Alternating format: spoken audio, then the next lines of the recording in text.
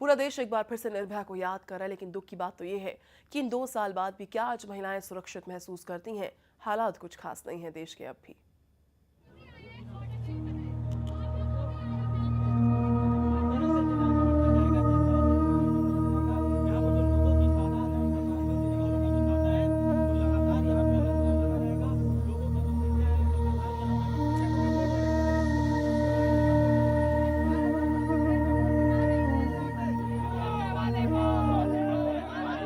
16 दिसंबर 2012 यही वो मनहूस तारीख थी जिस रात निर्भया से चलती बस में गैंग रेप हुआ था। वारदात के बाद ठीक 2 साल पहले आज ही के दिन निर्भया दिल्ली के सफदरजंग अस्पताल में जिंदगी और मौत से जंग लड़ रही थी। सारा देश उसके लिए दुआएं मांग रहा था, लेकिन उसे बचाया नहीं जा सका। डॉक्टरों की पूरी कोशिश के बावजूद भी निर्भया को नहीं बचाया जा सका। निर्भया को इलाज के लिए सफदरजंग अस्पताल से सिंगापुर भी ले जाया गया था, जहां पर निर्भया की मौत हो गई।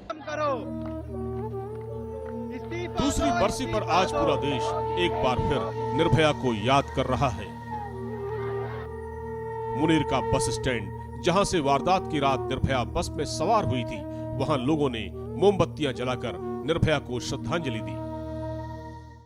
इस वक्त हम खड़े हैं उसी मुनीर का बस स्टैंड पर, जहां से इस हैवानियत की कहानी की शुरुआत हुई थी। 2 साल बाद आज यहां पर लोग पहुंचे हैं जिन्होंने उस निर्भया को श्रद्धांजलि भी दी जो इस पूरे वारदात का शिकार बनी थी। न्यूज एक्सप्रेस रिपोर्टर ने दिल्ली की बसों में जाकर ये पता लगाने की कोशिश की कि घटना के 2 साल बाद महिलाएं खुद को कितना सुरक्षित महसूस करती हैं। हम दिल्ली के एक बस में इस वक्त मौजूद हैं। यहाँ पे लड़कियों और महिलाओं से पूछेंगे क्या जब वो बस में सफर करती हैं अपने आप को सुरक्षित महसूस करती है, क्या वो महफूज हैं? आइए उनसे बात करते हैं। आप बताइए, आपको लगता है कि आप सुरक्षित हैं? बसों में रोजमर्रा आपको ट्रैवल करना पड़ता होगा, क्या लगता है कि कुछ हादसों में कमी आई है? नहीं, हादसों में तो कोई कमी नहीं आई है। 2 साल उस इंसिडेंट को हो गए हैं, बट आज भी हम अपने आप को इनसिक्योर फील करते हैं। निर्भया के माता पिता को भी लगता है कि पिछले 2 सालों में समाज में महिलाओं की सुरक्षा को लेकर कोई खास तब्दीली नहीं आई है। जिस तरह के हमारे देश में, चाहे दिल्ली में कहिए, जिस तरह के हालात हैं तो नहीं लग रहा है कि नहीं हमारे सिस्टम में, चाहे हमारे समाज में कोई बदलाव आया है।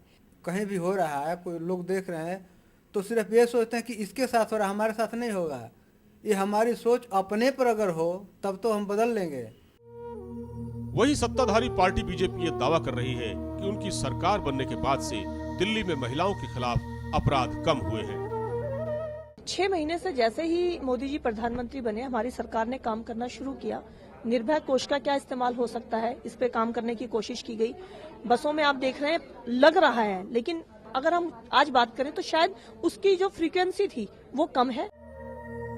हालांकि दिल्ली पुलिस ने जो हलफनामा दिल्ली हाई कोर्ट में दाखिल किया है वो बीजेपी के दावे को गलत ठहराने के लिए काफी है। दिल्ली पुलिस का एक हलफनामा आया और उसमें उन्होंने बताया कि 44 रेड फ्लैग एरियाज हैं जहाँ पे वुमेन्स अगेंस्ट जो क्राइम अगेंस्ट वुमेन बहुत ज़्यादा है।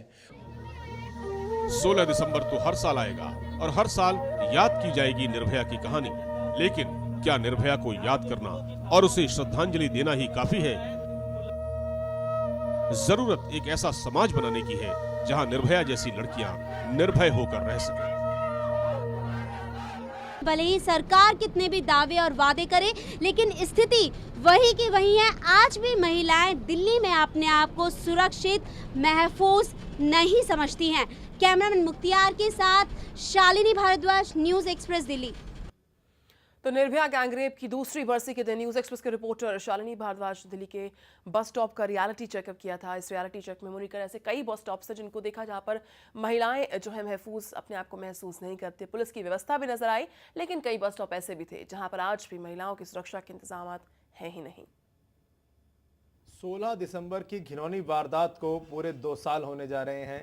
इस पूरे मामले में पीड़िता का परिवार हमारे साथ में मौजूद हैं, उनसे जानने की कोशिश करते हैं कि 2 साल में क्या बदला, किस तरीके का बदलाव आप देखते हैं संसार समाज में कि 2 साल अब होने जा रहे हैं, क्या बदलाव की भावना अभी लोगों के मन में कुछ है? क्योंकि लगातार लोगों ने विरोध प्रदर्शन किया था?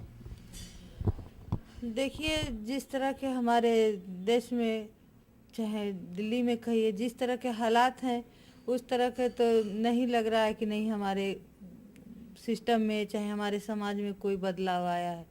क्योंकि इस 2 सालों में इतने घटनाएं हुई हैं, तो इसको देख के तो कहीं भी नहीं लग रहा है कि नहीं बदलाव हुआ है। बदलाव ये ज़रूर हुआ है कि लोगों में और उनके हौसले बढ़ गए हैं कि नहीं हम ऐसे करेंगे, हम कुछ भी करेंगे तो हमारे को सज़ा नहीं होएगी। उनके मन में ये है कि हम कुछ दिन जेल में रहेंगे, बाहर आ जाएंगे। आज वही 5 दिसंबर का घटना देखिए कि वो उसका इतनी हिम्मत कि वो कह रहा है कि तुमको वो घटना याद है, मैं उसके तरह हालत करूँगा अगर किसी से बताएगी। तो आज उससे लोग सीख ले रहे हैं। अगर उन मुजरिमों को सज़ा मिली हुई तो कहीं ना कहीं लोगों के मन में ये होता कि नहीं हम कुछ करेंगे तो हमें भी उनके तरह सज़ा मिलेगी। अगर आपको लगता है कि अभी तक अगर आपकी बेटी के जो कातिल थे, हत्यारे थे, उनको सजा मिल जाती तो कहीं ना कहीं समाज में एक कड़ा मैसेज जाता?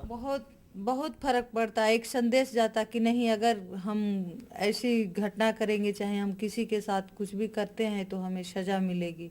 लेकिन लोगों में कानून का खौफ बिल्कुल नहीं है। आखिरी दिनों में जब निर्भया आपके साथ में मौजूद थी तो उसने एक बार घर आने की इच्छा जताई थी दिल्ली के अंदर, तो क्या जब आपसे क्या बात की थी उस दौरान? देखिए, उससे उतनी बात नहीं की जाती थी क्योंकि उस हालात में नहीं होती थी वो। लेकिन सिंगापुर जाने से एक दिन पहले उसने, सभी थे वहाँ, डॉक्टर भी थे, हम भी थे, ये भी थे, तो करे थी मम्मी मुझे घर जाना है, बहुत इतने दिन हो गए, मुझे घर जाना है। और उस दिन शायद बयान भी हुआ था, तो उसने कहा था जब, हालांकि हम उस टाइम तो नहीं थे, लेकिन जब सब जाने लगे लोग तो हम भी आए। तो शायद मैडम ने कहा था कि आप कैसी सज़ा चाहती हैं, तो मैडम कहा कि सज़ा क्या, उनको तो जिंदा जला देना चाहिए। ऐसे लोग समाज में रहने लायक नहीं। ये आपकी बेटी के वर्ड थे? हाँ। नाबालिग जो था वो अब 1 साल 3 साल कुल मिला के सजा हुई, वो भी जल्दी रिहा हो जाएगा। उसके बारे में क्या कोई किसी तरह की कानूनी कार्रवाई पे विचार किया जा रहा है? देखिए, कानून का जहाँ सवाल आता है वो सरकार जाने, लेकिन ये निश्चित रूप से निश्चित है कि इतना घिनौना कर्म करने वाला अगर नाबालिग अपने आप को मानता है, चाहे सरकार मानती है, चाहे सिस्टम मानता है, तो निश्चित रूप से और क्राइम करेगा। वो देश के लिए अच्छा नहीं है, इसलिए उसको rare of the rare case में डाल करके उसको सज़ा दे देनी चाहिए। न्यूज़ एक्सप्रेस के दर्शकों से क्या अपील करना चाहेंगे कि ताकि आने वाले समय में इस तरीके से लड़कियों के साथ में कम से कम इज्जत का माहौल बने? हम तो ये न्यूज़ चैनल से संदेश देंगे कि हम ये छोड़ के अगर किसी की सुन के ये सोच के मदद नहीं करते हैं कि चलो अरे छोड़ो यार क्या लफड़े में पड़ना, लेकिन उनको सोचना चाहिए कि कल पता नहीं किसकी बारी है, कल उनकी भी बहन हो सकती है, उनकी भी बेटी हो सकती है। तो हमारे समाज में जो ये सब चीज़ें हो रही है, एक दूसरे के प्रति संवेदनशील होना चाहिए कि हमने जो खो दिया हमें वापस नहीं मिलेगा। लेकिन हमारी सोच यही है, हम इसीलिए आवाज़ उठाए हैं, हर जगह जुटते हैं। हम चाहते हैं कि जो दुख हमारे बच्ची को मिला वो किसी को ना मिले, किसी माँ बाप को नहीं झेलना पड़े। निश्चित तौर पे जिस तरीके से एक माँ का दर्द आप समझ सकते हैं कि समाज से ये अपील की जा रही है कि अपने आप को बदलें और लड़कियों की रेस्पेक्ट करें। अगर किसी लड़की के साथ में कुछ गलत होता देखें तो तुरंत ही उसकी मदद करें, ना कि उसको देख के आंखें फेर लें। इसी से हमारा समाज एक सभ्य समाज कहलाएगा। कैमरा पर्सन विनयकांत के साथ सुमित चौहान, न्यूज़ एक्सप्रेस, दिल्ली।